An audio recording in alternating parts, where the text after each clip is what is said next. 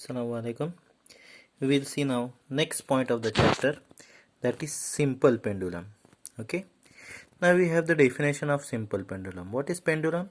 A bob which is suspended by a massless, inextensible string or thread from rigid support is called a simple pendulum. So we have two definitions: ideal simple pendulum and practical simple pendulum. So ideal simple pendulum is defined as heavy particle suspended by a massless, inextensible, flexible string from rigid support. It is a heavy particle, okay, which is tied to massless, inextensible and flexible string. Massless means the string which is having no mass, okay, nearly equal to 0. Inextensible, it is not extensible, and flexible string, okay, which can easily move, which is not breakable, okay. Then a definition of practical simple pendulum. A practical simple pendulum is defined as a heavy sphere or bob suspended by light and inextensible string from rigid support. It is a heavy bob or sphere suspended by a light and inextensible string from rigid support. Now here is a diagram for simple pendulum. This is a rigid support, okay. This is a bob which is tied to a thread of length small l, okay. Now we have to find length of pendulum. Length of pendulum is length of the thread and a radius of this, okay. So center of this bob we have to remove, and the total length from this support to the center of bob is nothing but length of pendulum denoted by capital L. So capital L is always L plus R. Then this is at an equilibrium when it is at rest, okay. Now what we have to do, we have to just slightly displace it so that it will try to oscillate, okay. In the figure it is shown big angle is greater, but oscillations will be very small like this, okay. So angle theta should be very small. Now let us see. Let m be the mass of bob, L be the total length of pendulum, T be the tension in the string as shown in the figure. This bob, let m be the mass of this bob, L be the length of the pendulum, and as it is tied to the, this pendulum is tied to the rigid support, so there is tension, certain force is acting on the string. So let T be the tension in the string. The pendulum is in the equilibrium at position OA. At OA it is in equilibrium.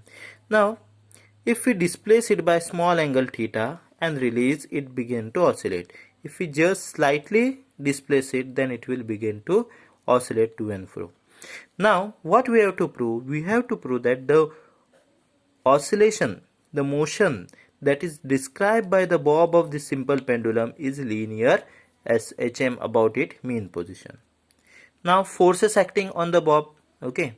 Now the force T, that is due to tension in the string which is directed along the string, and weight mg which is acting vertically downward, okay.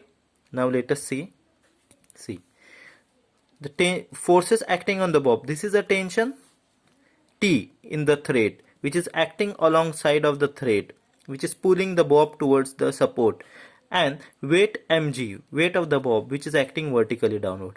Now if we see at the extreme position, no other forces are acting on this bob, so the weight which is acting downward, we have to resolve this weight into two components, and when we resolve this weight into two components, we get one component mg cos theta which is directed along the tension, which is opposite to that of the tension and balances the tension of the string, and another is mg sin theta which provide a restoring force so that this bob again moves to this side, okay, come to mean position, okay. So weight of a bob we have to resolve into two component, mg cos theta which balances the tension, and mg sin theta which provides a restoring. So the weight mg vertically downward direction, we have to resolve it into two components. For the component mg cos theta which balances the tension, and m sin theta provides restoring force. So F is equal to mg sin theta, okay. Now As the displacement is very small, so the angle that is described is very small. So angle theta is small. So when theta is small, sine theta is nearly equal to theta. For example, if theta is equal to 0, then sine of theta, that is sine of 0, is equal to 0. So when angle is 0, the sine theta is also equal to 0. If you have theta equal to 0.001, then sine theta value, if you find sine of 0.001, that is nothing but approximately equal to 0.001. So I have written here sine theta is approximately equal to theta. So we have to put theta in place of this. So what we get, F is equal to mg theta. Okay, this is our next equation.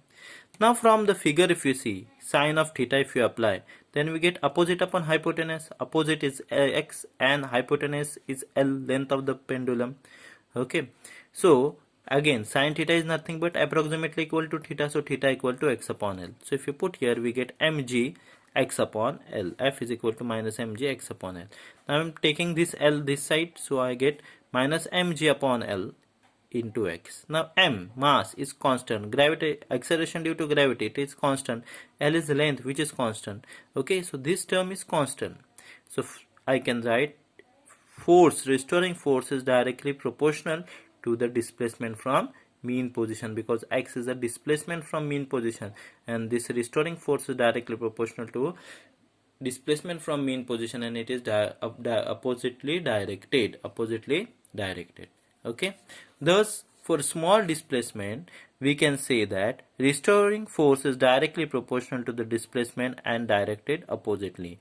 So or hence the bob of simple pendulum perform SHM for small displacement. It is also asked in board exam number of times. Show that the motion of performed by a bob of simple pendulum or motion of simple pendulum for small displacement is linear SHM, and hence find time period. Now we will see the expression for time period. Now time period of oscillation. Okay, so what is formula for time period? T is equal to 2 pi upon omega. Okay, now that is nothing but 2 pi divided by under root of acceleration per unit displacement. Omega is acceleration per unit displacement. Okay, so we have what? From here we have removed F equal to mgx upon L. Okay, and by Newton's law, what we have? F equal to ma. Okay, so ma equal to mgx by L. Got cancelled. A is equal to g into x by L. This is expression for acceleration. We want acceleration per unit displacement, so we have to divide it by x both sides. So a upon x is equal to g L x upon x. So x get cancelled. What we get? A upon x equal to g by L. So acceleration per unit displacement is g by L. Put this value in this equation. What we get? T is equal to 2 pi under root of g upon L. Now see here, numerator divided by denominator. Here again numerator upon denominator. So this term will shift in the numerator. So T is equal to 2 pi under root of L upon G. L upon G. So this is the expression for time period of simple pendulum. Okay. Now from this expression, what can we conclude? We conclude that time period of a simple pendulum is directly proportional to length. It is directly proportional to length. Okay. It is inversely proportional to acceleration due to gravity. It is inversely proportional to acceleration due to gravity. Okay. Does we see any term containing mass m? No. So we can say that it is independent on mass. It does not depend upon mass m. And does we see any term related to a amplitude a? No. So we can say that it does not depend upon amplitude. So the time period of simple pendulum depend upon is directly proportional to under root of length, inversely proportional to under root of acceleration due to gravity, and does not depend upon mass and does not depend upon amplitude. Now the next point is seconds pendulum. What is seconds pendulum? If a time period of oscillation of simple pendulum is 2 seconds, if a time period of oscillation of simple pendulum is 2 seconds, then it is called as second pendulum. So simple pendulum whose period is 2 seconds is called as seconds pendulum. Now t is equal to 2 pi under root L by G. But what is time period of second pendulum? 2. So 2 is equal to 2 pi under root of Ls upon G. Ls is length of second pendulum. Okay. Now 2 get cancelled. We got here 1 is equal to squaring both the side. We get 1 equal to pi square. This root will get cancelled. So we get Ls upon G.